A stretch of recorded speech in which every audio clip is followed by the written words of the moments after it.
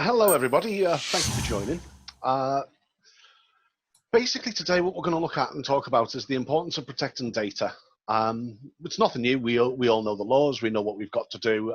We know what we want to do. But if we look at what we've got today and the new normal and what we've had for the last few months compared to what we're seeing now, there's a whole range of challenges that we're trying to face. Working from home, more people are given details to a pub or a restaurant to allow that to be shared to central government so they can track and trace you if they need to. We've got all these scams that are going on, people are attacking people left, right, and centre with all sorts of things. We've got the potential launch of NHS Test and Trace, but the scams are already out there about that one. How are we going to manage that? And today we're just going to sort of talk around with a group of experts as to how they've seen things, what they've done, and how people are coping with it in today's market. So as we mentioned, my name's John and I'm from Virgin Care, and we do NHS services on behalf of the NHS. It's a private organisation, but we only do NHS services. We run 12 NHS services across the country and a number of GP surgeries, so we've got an interesting set of challenges from there. And I'd just like to go through one by one and allow everyone to introduce themselves. So Linda, if you could introduce yourself. Sure. Great to be here. Thank you. So I am the head of privacy legal for the EMEA region for Citibank, and I've been there 2 years. Before coming to Citibank, I was head of data protection and antitrust and regulatory for the National Postal Service in Ireland, and then working with the many other companies that we had. So I have background in both public and private sector, and I originated as an antitrust competition cartel lawyer. So I'm quite interested in things like power and what people will do. So you can see the draw of data protection. Thank you very much, Linda. Toby? So I'm Toby Hayes, although some of you will know me from a past life as Toby Stevens before I went into witness protection. I've worked in data protection for, about 18 years now, and came into it fighting the UK's national ID card scheme. More recently, however, I joined Pladis 18 months ago. You might not have heard of Pladis, you will have heard of what we make. So we're McVitie's, Jacobs, Cars Crackers. In the Netherlands with Acada, in France with BN, we also have Godiva chocolates. So we've had a very busy handling at sort of 35% above seasonal volumes. Thank you very much, Toby. Debbie? Hi there, nice to virtually meet everybody. I'm currently the Group Data Protection Officer for a company called Rentokil Initial, where I'm responsible for rolling out a privacy program to now 84 different countries globally. So that in itself has challenges because obviously there's quite a lot of different laws out there. Prior to working for Rentokil, I've worked for companies such as Virgin Media, Gilead, Fujitsu, Siemens, Accenture. Started off in the privacy space, security space, over 20 years ago. Actually, one of my first legal cases as a barrister involved interceptions of communications. That really sparked my interest in privacy and the human rights associated with it. And so started off down the tracks of security and privacy consultancy, and I've ended up here. So nice to virtually meet you all. And by no means least, Richard. Good morning, everyone. I'm Richard. I currently, complicated what I work for. I currently work for LVGI, recently acquired by Ingle General.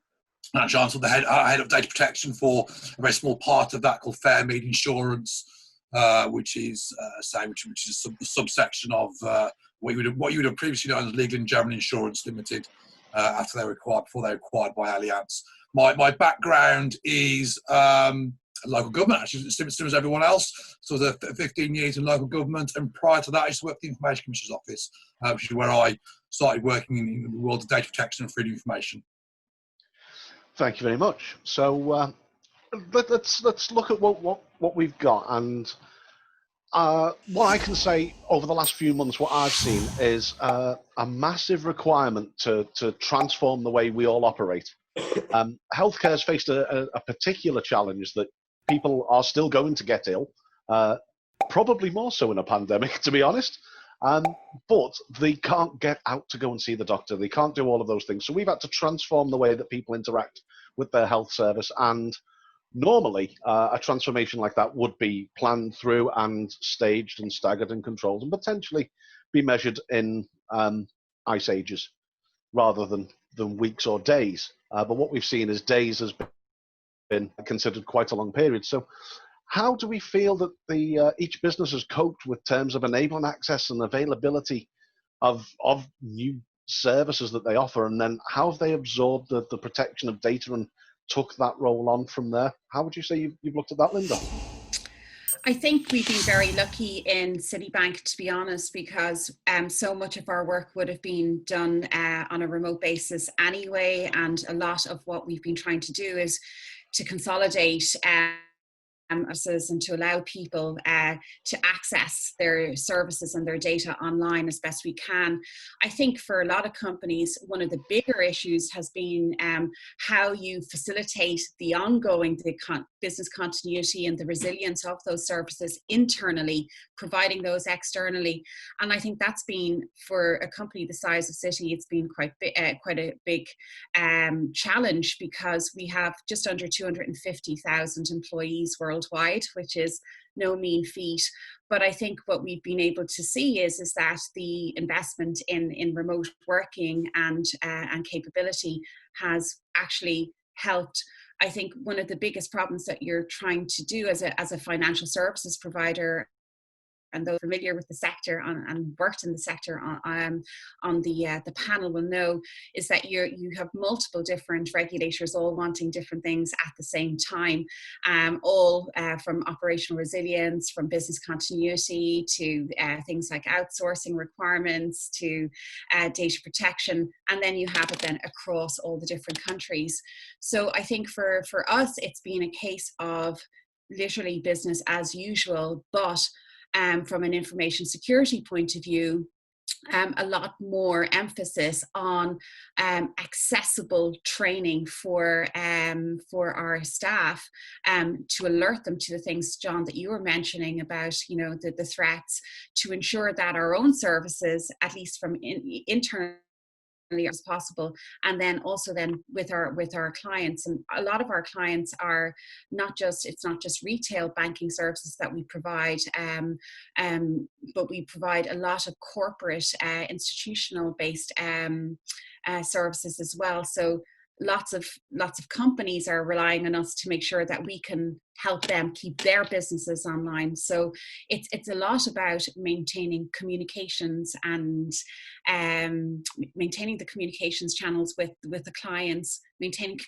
communication channels internally. But I think really, for me, the big thrust here has been on managing our staff and managing those parties that work directly with us, our vendors as well. That's really been the big thrust, and that's where I think, for me, most of my attention has gone. You're on mute. That'll teach me. Yeah. Have you seen it in your organisation, Toby? Yeah, so for us, well, you may have, I don't know if anyone saw the Inside the Factory update last week. So the impact on the 3,500-ish of our UK staff who work actually in the factories was fairly significant, because they had to run around and restructure the entire operation to allow for social distancing in the workplace. But for the remaining 1,500 of us-ish in the UK who are back office, this was the moment, I think, for us, that the investment in structured ERP systems such as Workday, and the fact we use SAP, this Office 365, Microsoft 365 for the desktop environment, that really paid off, because we suddenly found we weren't overloaded on the VPNs. People were able to carry on working as normal. And in fact, the biggest challenge was just getting couple of hundred people who are on desktop PCs transferred over physically, where do you go and buy a laptop in a hurry? But beyond that, very little changed in the way that we work day to day. We've had to take extra care. We do have a BYOD policy, so we've had to be very careful that that doesn't start getting out of hand with people using entirely BYOD environments at home. And back to echo your point, actually, Linda, about training. It gave us a good opportunity to push out more training. So, of course, in the early weeks, people were sort of looking around going, what's happening now? What do I do? So we had a chance to jump in there. The group rolled out a new training platform, and we were able to get extra materials into that as well. So, you know, for us, it's been pretty straightforward from the back office point of view. Big challenge for the factories. Brilliant. And Debbie, how have you seen it in Rentokil, and how's that sort of translated to your operation? Yeah, thanks, John. So I think, you know, every company's experience is different. As a company, like Toby and probably the others, we've been able to allow a lot of people to work remotely, which is great. We had quite a flexible working arrangement anyway. So in some respects, that aspect of things didn't change, but we still have people, technicians, who are actually having to go out to sites to, you know, deliver the hygiene services, which became extremely important during the early stages of the pandemic. But what we had to do was to make sure that, you know, obviously our people were fit and well enough to actually, you know, go on to, you know, customer sites, etc. And equally that, you know, that their welfare was taken into account as well as our customers. So what we did do, so we have to be mindful that we're a global organisation, so the rules are different in different parts of the world. In the UK, we did put together an app which allowed us to sort of just monitor people, you know, in a contained way. We weren't asking for lots of details, keeping it to the least necessary. But we wanted to make sure that obviously, you know, people's locations were easily identifiable, and if they had contracted anything, that we could easily warn any of the customers or any other people that they may have come into contact with. So we put together a very simple app for parts of the business.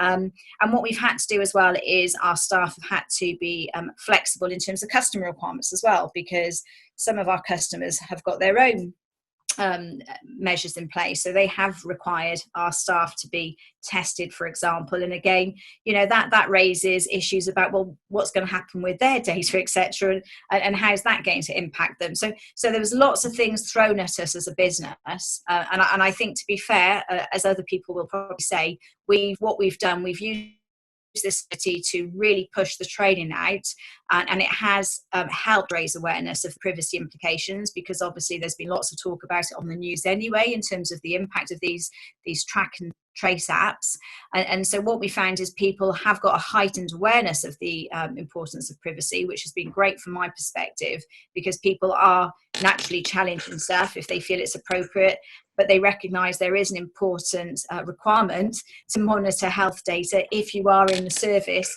of making sure people, you know, are in a clean environment. We don't want to send people out who are at risk or could, you know, be put at risk themselves. So it's been a great opportunity to, you know, to enhance awareness, which is great for me personally in terms of the whole campaign. But what we have found challenging, though, is trying to deal with all the different countries' requirements, because certain countries, you know, that sort of app couldn't be used, because you can't monitor health data in certain countries because they've got more stringent rules in place unless you're medically qualified. So that's proven to be a bit of a challenge, and you know, we've had to create workarounds for that. But obviously in each location, what we've asked the representatives to do is think about the impact, look at their local laws, and make sure that we have got a record of what we've done, you know, like a data protection impact assessment. So that's the sort of formal process we've gone down, but it has been challenging in some places. Brilliant, thank you. And Richard, how's it been for yourself and your organisation? Well, for us, as an insurance business, traditionally, rather jokingly, insurance is traditionally an old-fashioned business, and we are, to a certain extent. A majority of our dealings with our customers isn't actually online. It's through a call centre. So the challenge we had was mobilising our call centres, coupled with the fact that, you know, just prior to COVID, there was a huge swathe of the winter storms, and, you know, as a home insurance business, you know, we kind of keeps us rather busy, as you can imagine. So we had that sort of multiple challenge of prioritising to keep the lights lit to the lights on and keep our customers' lights on, because we had people, you know, literally flooded out their homes. You know, how do we carry on managing those customers? How do we carry on managing our existing customers? And how do we get a call centre which is traditionally not home-based? Call centres are office-based. How do we get them? How do we get them working from home? So there's a huge sort of logistical and technical challenge to do that, focusing and prioritising where we need to on our sort of claims customers in particular, to making sure that, you know, hey, people have homes to go and live in, which is an absolute priority. So required to do that required, you know, say, as Toby realised, we were already on the Office 365 platform. I'm not going to plug Microsoft, but you know what I mean? They've really come into their own over the last sort of 3 or 4 months. So I would probably say that work and investment they've put in over the few years really been to demonstrate itself. That was invaluable. It meant that we could reallocate laptops and equipment from non-essential staff onto to essential staff for our claims handlers, and allow our sort of non-essential staff who are giving up their equipment in the short term to use their bring your own devices. And at the same time, we were already going through a re-technological process anyway of new laptops, new kit equipment this year, and we just accelerated that forward.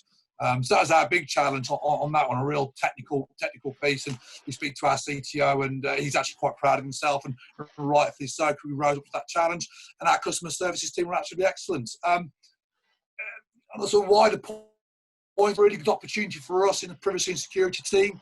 We have a sort of combined team, the way we work, and state to get out onto that front line and to deliver proper training to them, which we probably never really had the opportunity before.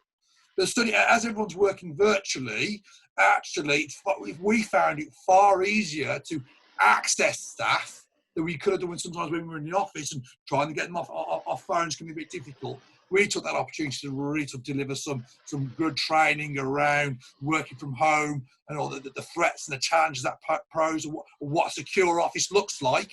You know, we have a secure office environment in the office. What does for call centre handling staff a secure office environment look like when they're working from home? How we monitor that, how we enforce it, and how we support staff to deliver it. It was a really good opportunity for us, and yeah, it was exciting times, you know, as they say. Brilliant. Toby, you had a answer as well? Yeah, well, it was actually just Debbie, just picking up on what Debbie was talking about, the data protection investment. Because, of course, we very quickly, if you've seen the TV programme, so a biscuit production line has to keep running. You can't turn it off. It's a 24/7 thing. So we had to be confident that we could get the right people working at the right time. So we suddenly fell into a situation where we needed to be able to gather a lot of information that we probably would have previously gathered. If someone's just gone off with regular flu, we need to know about that. So we're relying on, for example, Article 92B, to be able to exercise our own interest, to know that Toby is off sick for 2 weeks, he will then be back. But we, of course, had to apply this in much more detail, much more rigorously, to get a sense of who's isolating, what dates will they be back, what shift patterns can we then drop them into. And we found ourselves relying for the first time on public interest as a lawful basis for some of our workforce planning, simply because there's no way that we could keep going otherwise without it. We're also had to look at, do we set up an internal track and trace system? So how do we notify someone that the person that they were working next to on the production line has gone into isolation, that they may need to keep an extra eye out for themselves? But as Debbie, as you said, to do this, we had to do data protection impact assessments, legitimate interest assessments, to evidence our thinking. And the great bit with those was we were able to use them with unions, because we're a unionised business, to explain to the union conveners, look, here's what we're doing and why. And actually that got really rapid workforce buy-in. So they understood what we were processing and why, and they were perfectly happy with it. Obviously, very different in Netherlands, for example, where we're not allowed to touch that data, and we have to be much more careful about what we do. But we found even on the continent, for example, if we put in remote body temperature scanners at the entrances to the sites, and it was an entirely voluntary thing. Would you like your temperature checked on the way in? We don't care who you are. We're not taking any read or writing anything down. We will show you what temperature it's given you. And if that's a bad thing, you might want to turn around and go home again. And again, that got a lot of buy-in. Anecdotally, we had 100% take-up from the workforce. They were all really keen to get that checked. So I guess the learning point for me was that data protection, it does offer you a way through. At no point did it become an obstacle, and in some places, actually, it really helped matters for us. We one theme I've picked up on a lot there from everybody is the actual benefits we've had of having people almost trapped at home, and using that as an example and a way to exploit our training needs. So within healthcare, we've got our standards that we have to meet. So no matter what, 95% of people have to do their data security and privacy training. They have to. That's a regulatory requirement for us. We've been able to exploit that for our back office teams because they are at home and we can make sure that they're using all our learning platforms to do that. Frontline staff, however, they are going to come into to contact with issues and potentially COVID-19. So we've had to work on how do we get them trained up on the use of PPE, how do we get them to deal with the fact that as health and social care, they may go from site to site and be considered a super spreader. So test and trace for ourselves is potentially crippling because we're actually paid to help resolve the problem. So how have we changed our strategies, or have we found that we've just sort of dealt more with and used the tools that we've got from remote learning to actually get our enhanced learning over the line? So I'd start with Debbie on that one. So we mandate anyway that people do privacy training, even though we're not in the same space as obviously some of you guys are. So that some people have been, to be fair, put on furlough, so they've had plenty of time to do extra training as well, and I'm sure they were grateful for that extra privacy training. I'm not sure they were really bummed. I'm being flippant, but there has been extra training, and I've actually rolled out more intense training for people. I've stepped it up a bit. So that's something that I know has been, received, favourably, the training, that is.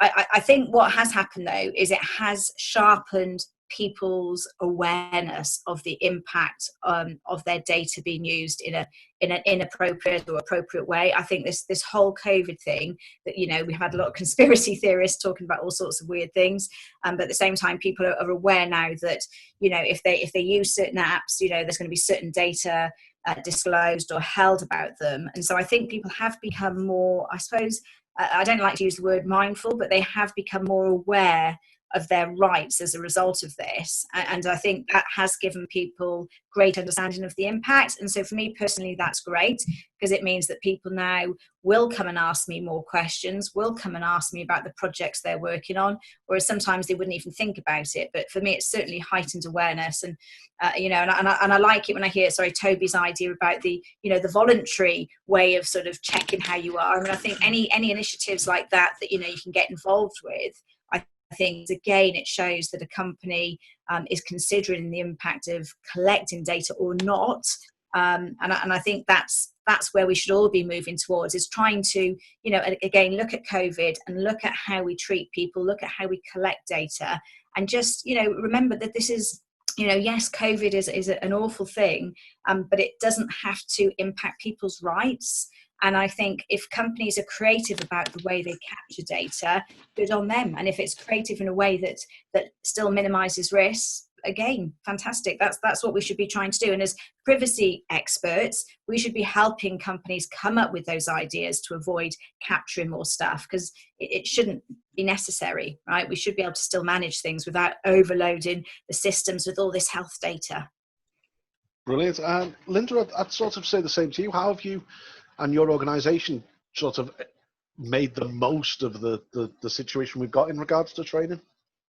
I suppose one of the key things is having to look at this COVID situation in the different phases in which it happened and how you approach training, because in the first few weeks of it, there was a massive overload in terms of not training, but just in terms of the impact that remote working was going to have on people not being able to get into the office, the lack of childcare, people having to look after maybe potentially elderly parents, they themselves maybe being sick, a member of their family being sick. So we took the approach that we need to be very selective about to train and keep training people on. So our approach anyway in Citi has always been training for everybody. Remote training is there. It's a condition of your employment as it would be in any places, but we'd already be familiar with a remote training kind of setup. But I suppose you have to be very selective, thinking about, well, you know, how much can people actually take in? What do you really want them to focus on? What's really the risk for you? So going back to the idea of data protection impact assessments, instead of just using them just for the idea of, well, data protection impact assessment in terms of rolling out a new service or a new product or something like that, you also have to think about, you know, data protection impact assessments from the point of view of how your current setup is, from your employee point of view, from your vendor point of view, from your consultants, and where are the risks going to be there. So prior to this roundtable a few weeks ago, I was cheating on you all with another roundtable. The Data Protection Commissioner for Ireland, Helen Dixon, was on that, and she gave some interesting points about trends that she saw that were coming up and things that you wouldn't have seen pre-COVID. For example, a lot of people who would not necessarily be would work from home, so they could remotely work and all of the information security was there, but they didn't normally do that. And what they were starting to see was an increase in the amount of very specific COVID-related data breaches being notified. So things, things that would happen that wouldn't normally happen. So just very, very strange things. And one of the things, I suppose, if we want on specifics, because we can all talk about the generalities of it, but the things that you didn't think about at the start was, well, if we have post coming into the building and important documents and all of those, who are the people who are allowed to work on site? Because most of our sites were just no-go areas. Who are the people who are allowed there? And generally, these are people who are the fundamental to the operations, like yourself, John, who are, running the systems, keeping the show on the road, all this kind of stuff. Have we trained them in the same way that we would train maybe, for example, members of company secretarial or members of risk in terms of handling very, very sensitive, very confidential information? So is it the case that the training that we have, does it actually facilitate putting people who are on site, who are doing jobs that they wouldn't normally do? Is it giving them the confidence to act in a way that we know allows them to help us as well? So it was about thinking about, well, what we've covered training. It's mandatory to do data protection training. It's mandatory to do the training that's specific to your area. But what about areas where you're not normally working in and you just happen to be there? And how do we prevent then a run on things like that? And then I suppose the other side of it was that when it comes to the employee side and health and facilitating re-entry into the building at different times, or at the time, you're talking about temperature testing, a number of trends, and I spoke with a lot of other lawyers about this as well, and a lot of other privacy people, with the trends that we noticed were, number one was, that's a very interesting point, company, that you want to introduce all these new things, but since when did we become a public health authority? Okay, the last time I looked, we were involved in information technology, or we're involved in banking, or we're involved in educational services. So why have we now become some kind of high-tech biological kind of, clinical kind of, what's happening here? And the second thing is because of the overload just even in people's personal lives of what was happening, and about trying to implement systems. It was trying to advise people about not deviating from the norm as much as possible. So to rely on what we already had there and to see how much of that could be utilized. And going back to your training point then, and to pick up on what Debbie was saying as well, a lot of the training that you're doing and a lot of the opportunity that it gave you, it wasn't to introduce new things. It was either to remind people of what we already have there and how it applies, but also to remind people about the fact that a lot of the information that could be seen to be problematic is actually information or data that we would already collect. So it was about allowing people to understand. Now is an opportunity to say, did you know that as part of a normal day-to-day approach, this is the type of information we normally collect about employees. You will find this in this particular statement. So that's what it gave us a chance to do, to also to refamiliarize people on top of what you would do anyway with your annual attestations and training, but just to take the kind of, don't be too worried. This type of information is already collected. Here's why it's collected. This is what happens to it. These are the bits that we have to, or we may have to do in a new way. And this is what we'd like to draw your attention to anyway. And then where the two combined to create something that's much bigger and much more high risk, then that's how we would, then we would try and focus that. So we had to really be careful about overload, and especially with training, because this is, you have to take into account all the different training that is taking place anyway. So Linda, so I forgot to add, and I just hope you don't mind me interrupting. What I did do though, is I purchased a bear, and this bear is called Privington, and he's the Rentokil privacy bear. Now, I was supposed to travel globally to spread the privacy message before lockdown. In fact, I had a meeting in Milan, which just before it all kicked off, and we were going to meet with a large team of people. We couldn't meet there. So this bear has had one, but another one, he's being sanitized, and he has actually now, he's made his route to various countries to hopefully raise awareness. And I would say fairness. Hey, I'm just sticking that in there for you, because that's a slightly different thing, so he can travel whilst I can't anyway. So I just share that. Sorry. No, I think, and I think that's it. Like, it gives you, this is what we're talking about. So there's so many things you'd love to take this opportunity. People are at home and you'd love to just start kind of killing it, and all these cool things. But really, it had to be, for me, about the basics. Just keep it really simple. And I suppose then the simplest version of that we took was internally for the lawyers, and to pick up on Debbie and Toby's points already. We're all over the world, and all the different countries that we have, it means we have all these different employment law requirements, health and safety requirements, very specific issues on health data processing. And then with COVID-19, you cases where the laws were changing every few days, or the protocols, for example, Italy, Spain, Brazil. So you have to be very, very, you have to think, well, what can I do in terms of principles that will work and that will stand the test of time as best I can. So keeping it simple, bite-sized, and principle-based was how we approach training. Richard, I'd put the same question to yourself. How your organisation sort of made the most of training, and have you changed strategy? Not so much, more like accelerating what I already wanted to do. As I say, as ever, we all have our sort of a basic training we do for staff. I'm not a great fan of, quite frankly honest with you, of generic training programs. And so, we have your annual training each year, and it's computer-based, and everyone goes through the same questions each year. They're okay. They give people key information regarding legislation. What I always ask myself the question is, do they give our staff the toolkit they need to do their job? And the answer is, if you're honest, no, they don't. You can't deliver the same level of training for a call centre operative, the same person who works, say, on underwriting. Their needs, the training they require, is very, very different.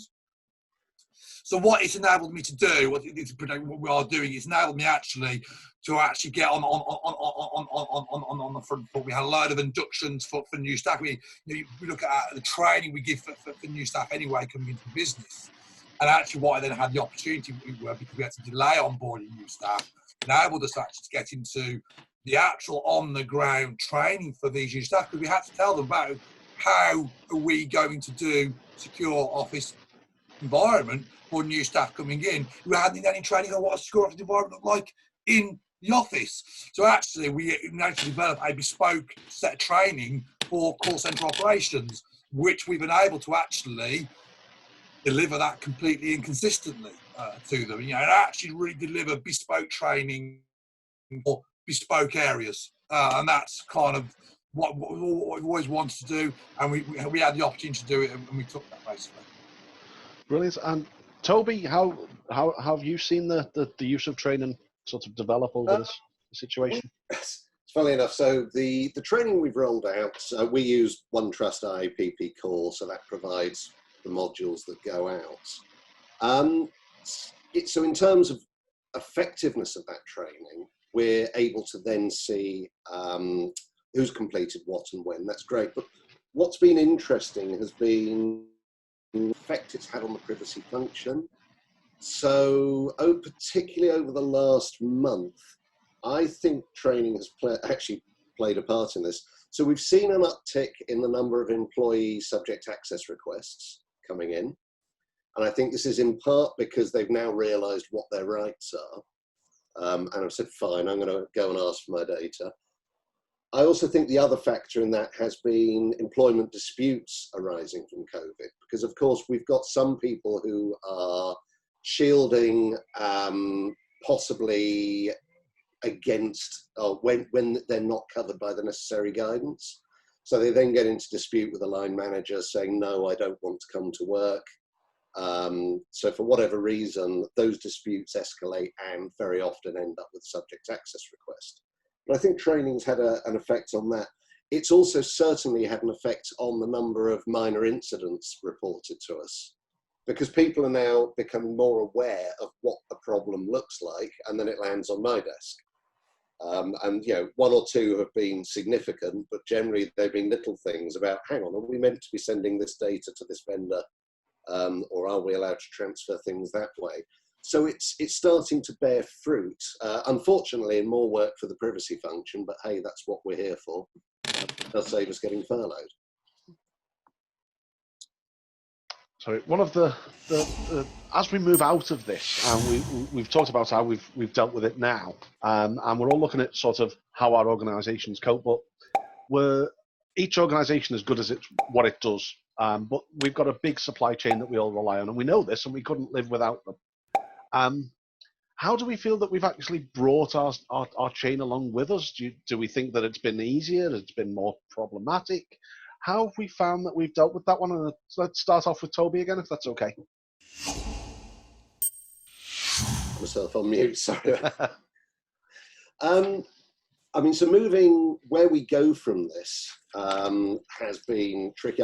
I've been, for want of a better phrase, distracted for the last few weeks by the fresh push that we've had on diversity and inclusion. So we've actually, I feel that we're moving beyond COVID. This is the new way of working. People have accepted that. And the business has felt bold enough to push into other areas that have now kept us far more preoccupied than COVID-related activity. So with diversity, they're now asking for fresh data about the workforce. And we've had to start jumping the hurdles of, well, what can we collect in each territory? How can we measure our effectiveness in those areas? So it's COVID is now into the pot of BAU, business as usual. We've moved on. Okay, and Richard, how have you found that your because in the insurance world, I'm going to imagine your third-party list is rather endless. It is huge for us. I mean, as I mentioned earlier, one of our key priorities was claims and keeping claims moving. We had big winter storms, in the February. So for us, the challenge was, the challenge we were facing. Actually, it's with our claims. We don't. The supply chain for us are the one, the loss adjusters, the actual people who deliver the repairs for staff, all that kind of business. So I know our supply team and our claims department were working really hard with our claims to keep key claims on the road. But they had exactly the same challenges that we had. They had staff that couldn't come into work, that were being furloughed off, all that kind of business. So I think for us, I think it'll be a really interesting review process at the end of this and go, actually, well, with our supply chain, are there things that we could have done better? When we look forward, you mentioned that business as usual, when we look forward for our annual sort of DDQs and supplier questionnaires and onboarding of new suppliers, does this change the sort of questions, the sort of things we're going to be looking at with suppliers? Are we going to be looking at their business resilience, for instance? You know, are we going to change what we're asking for with our suppliers in terms of can you deliver in a pandemic world? That'll be interesting. No doubt I'll have a series of meetings lined up with our supplier team, and those are precisely the questions we're going to ask. As I say, it's, for us, we will have to wait and see about our customers vote with their feet at the end of the day. If they feel we've handled their claims well, they renew with us. You know, if they don't, the complaints will come in. Yep. And Linda, how have you seen the third party world sort of support you on your challenge, or heaven forbid, but hold you back? Well, I mean, I suppose we're a third party ourselves, you know, in so many different ways as well. So there's a lot of reciprocity there. And Richard, you know, like as a financial services provider, like we have, again, on top of our normal data protection, which is far from normal, or regulatory obligations, you know, they're quite strict. We also have all of the different bank regulators and from prudential to banking all across the world, also requiring you know, resilience, continuity, safety, and all these critical issues to be put to bed. So one of the things that anything that's outsourced by a regulated entity would have to fit already the critical outsourcing requirements from the European Bank, and it would have to meet all of those criteria. So what it does is it keeps you going in terms of maintaining your relationship, even when there's nothing wrong with your suppliers. And I think this is one of the things that, you know, was critical during COVID-19, which was this ongoing relationship and this ongoing communication. And communication is absolutely key. Communication shouldn't be happening going wrong, and that's why you have to rely on your third party business relationships and people internally. And that's why, again, I'm coming back to, it's so important when we're looking at this from a data protection point of view with the critical vendors, that we give the information to the people in our company, the kind of information that we want to make sure that we get across to our vendors, the key questions, the key concerns. So it's about training them, but also giving them the right information so that they can contextualize it when they're talking to vendors, or to a vendor, that I understand that they tell me what's going on and I can talk to our business people. So again, I suppose it was business as usual to a certain extent, but at the same time, there are some key issues that arose as a result of COVID that you did have to take into account, and not just on the data protection side, but also because of the operational resilience and business continuity, critical outsourcings, and how would we work that. So again, communication, and going back to empowering people through privacy, empowering them through information, and keeping it simple again. So that was the key thing for me with the vendors over the last few months. So 2 points, Lindsay, you're raising that was really good. But what are you about the regulated side of the business? That very, very early on in the business, we had the SDA coming to us wanting to know, wanting us to be able to demonstrate to them that we had the systems and processes and training in place to continue to deliver our obligations as a regulated entity. And that was really important for us in terms of focusing some of our thinking. It wasn't just the ICO we were worried about, not the FCA as a regulator, and also our customers as well. So that was really interesting, giving that sort of holistic view. And such an important about your suppliers as well. One of the things I'm quite passionate about, I'm not scared to use that word, is that actually in our supply chain and what we do, we have to work with our suppliers and actually having conversations with them and recognise that we talk about our privacy and security journey. It's a joint journey, our journey towards maturity. And actually, so what we were already doing before pandemic, and what this will accelerate, is that actually building my team's relationships directly with our counterparts and our supply chains. So we're actually working in partnership with each other because we all have the same common goal. And on that point, Richard, as well, you know, regulators talk to each other, you know, and you would expect them to talk to each other as well. So if you're regulated by another entity or another body, you can be sure that there's discussions happening, and rightly so, you know, between the regulators. And so it's very, very important that you take this into account when you're trying to explain to a regulator in one sector or one cross-sectoral area what you're doing in this other area. And so it's all about keeping it simple, informing, and seeing how everything is connected and so back. So, you know, again, that's why I keep going with this principles-based approach, which is like GDPR itself, or like any good program that you have your mantra, you have your points, and you need that more so than ever when people themselves are, and you know, you yourself are under a lot of pressure where your whole work environment and your day-to-day life has changed completely. Debbie, from a Rentokil point of view, especially because it's such a big global footprint, I dread to imagine how many third parties you've got involved in your supply chain. But have you found that they've either supported you on your journey, or have you seen problems across that? I think, so truth be out, I think there's been a mix.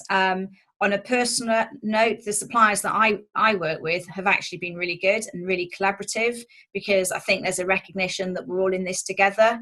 So the ones, and I won't mention names, but there have been some very helpful suppliers who recognise that business continuity is key for all of us. You know, we all want to come through this. And those ones have filled me with more confidence in terms of their trustworthiness and the fact that they respect the whole, you know, privacy issues and all the impact assessments and all the sort of checks we've done in terms of their capability. I can jump in there, because one of the things that has been interesting dealing with third parties is the different timings on going into lockdown, coming out again internationally. So we were feeling reasonably settled, and then one of our major service providers in India chimes up and says, actually, we need to change the way we work for you because we're about to send all our workforce home. Is it okay if we process this data from home? So we then had to repeat our existing security risk assessments and DPIAs to determine if it's suitable for us. Similarly, we've now got a head office function in Turkey where they're all back in the office, or mostly back in the office. So the dynamic of dealing with them has changed, even though we're still working from home. And we're expecting now, or expected, to start delivering transformation and process change, despite the fact that we're not together at this end. So those timings are starting to make themselves felt. Yeah. So in the interest of time, because we've got a question or two that we're going to save for the end, but we all know, and I'm sure everybody who's on this call will have been probably hounded across LinkedIn from all sorts of business development executives wanting you to sit into a 30-minute presentation on the latest and greatest AI solution that's going to do everything and solve all your problems and make you a cup of tea at the same time. Do we think that there's actually something along the lines that could build privacy and data ethics into AI that would actually bring benefits, or do we see AI as a bit of a sort of nice to have but doesn't really bring anything to the party really, and we're always going to need that human interaction? Richard, how do you feel about the sort of use of AI and what it could bring for us? Well, I'm from the geek perspective, quite a big fan of big data and AI. I think there's a big misunderstanding. I'm on my way to working in insurance. I've got working in fintech as well for a while, and it's really interesting about what some of that technology can do. But it's really important to understand, actually, when we talk about big data and AI, there's nothing artificial about it. It is just algorithms. And it is still that human factor. So it's not, we still haven't got to the stage whereby we've got Skynet and go all Terminator on us. But I think we go back to the Google case with the Royal Hospital and that healthcare data. When you look at that, it shows what what people's concerns are about what big data actually does. In a factor, you can take vast amounts of data sets, and it can compare more than the human ever can do.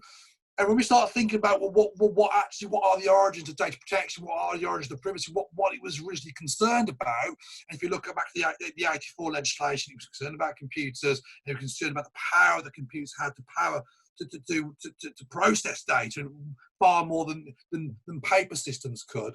Then it's the natural process is to look to the future and go, well, look at what our data crunching capability now is, and it goes without a shadow of a doubt that we need to look at the legislation and make sure that the way we are enforcing that legislation is targeted and focused and looks at and takes into account what big data can do. Now, when the Data Protection Act 1998 came in, and all the EU directives came in, one of the key principles behind it was to make it technologically neutral.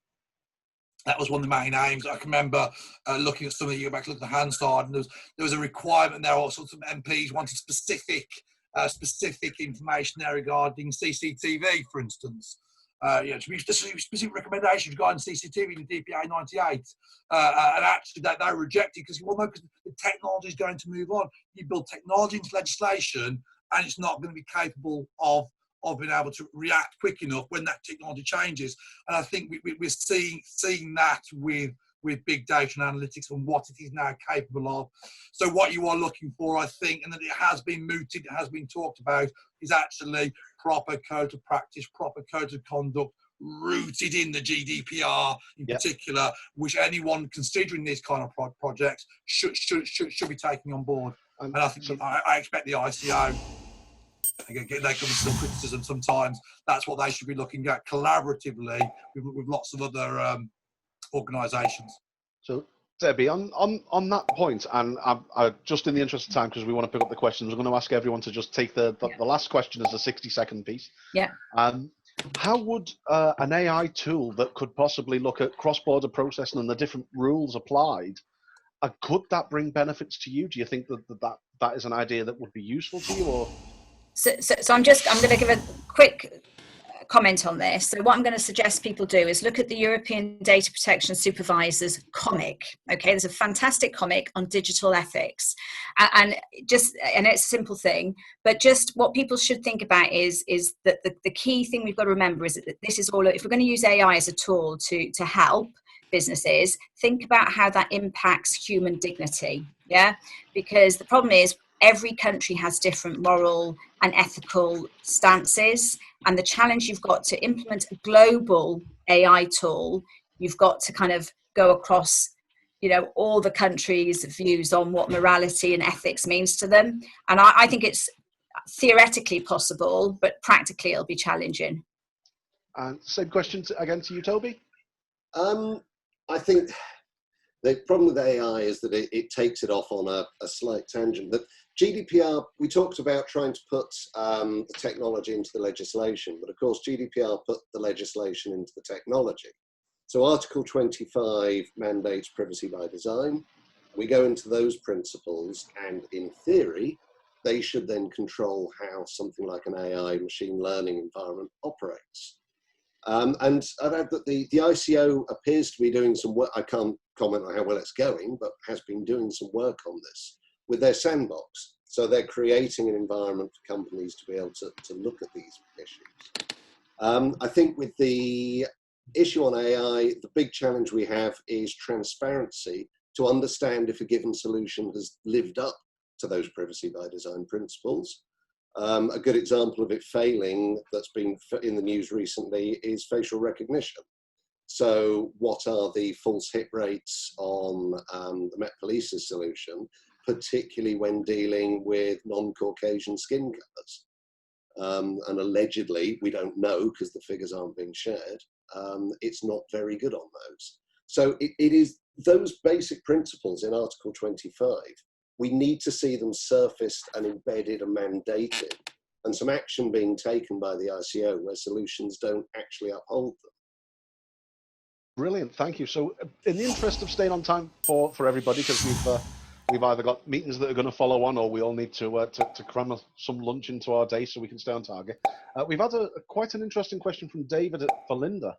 And with so much going on during the lockdown, there was definitely an overload of general information.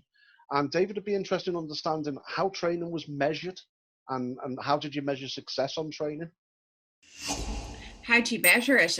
Okay, so just to be clear, I'm in the legal function. Okay, so I'm not responsible for the rollout of the programs or anything along those lines. But generally, we have, I mean, you have your quantitative and your qualitative measures. And I think, was it Toby and Richard who were both saying about not being interested in, not being too interested in rollout of programs and things like that. So a lot of these have to be done at team level. You know, a lot of the programs have to be done at team level. So it'll be done at a managerial level or at a unit level, and how to quantify that is done in that particular way. Sometimes in these particular situations, the metrics themselves are not going to be of assistance. What we're trying to get out is, you know, one of the points I was going to make earlier was, if I can just get people or even the other lawyers around not to, if you have a doubt about something from a data protection point of view, or if you're not absolutely, if you don't have the specific knowledge, you ask first. The fact that somebody asks me or the data protection office or risk or compliance about something, that to me is a measure of success. Because what they've done is they haven't gone with what they think intuitively might be the right thing, and what they've done is they've just taken a moment. So I'm all about, I like progress, I like rolling things out, I like all of this, but what I do like is people having the confidence to say, you know what, I'm not absolutely sure. So one of the kind of informal type approaches that we took to things was to promote an ask first principle. And so I measured that. For me, in terms of legal, that was the approach I took on the basis of the questions that I got. So out of that came weekly and bi-weekly meetings on return to work. So we did on project basis for all of the lawyers and all the different parties involved on specific projects. And they, so we, instead of having the usual one person chairing the meeting with a deck and compared, we had no deck. And we had people discussing questions that had come up in their jurisdiction or in their area and asking the central team, what do you think? So if you want one way to kind of, it sounds very, it's not kind of sexy metrics, but it is very, very effective and to work out if people are coming to you and asking you stuff about privacy, that's your measure, I think.